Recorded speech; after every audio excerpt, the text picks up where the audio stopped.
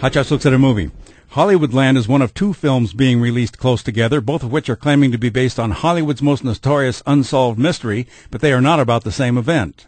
This one is about the death on June 16, 1959, of George Reeves, a minor actor in Hollywood who became hugely popular in the 50s as Superman on television.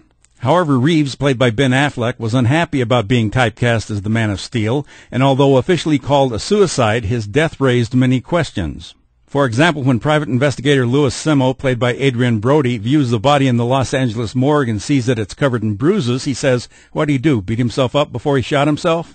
And when Simo examines the bedroom where the body was found and finds 2 bullet holes in the floor, either overlooked or ignored by the police, he wonders how anyone could miss twice before shooting himself in the head.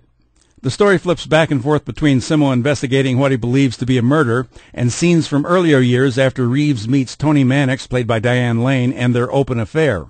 Toni is married to Eddie Mannix, played by Bob Hoskins, who is an executive at MGM Studios, and the reason that she can have an open affair is that Mannix himself has a mistress he meets in public.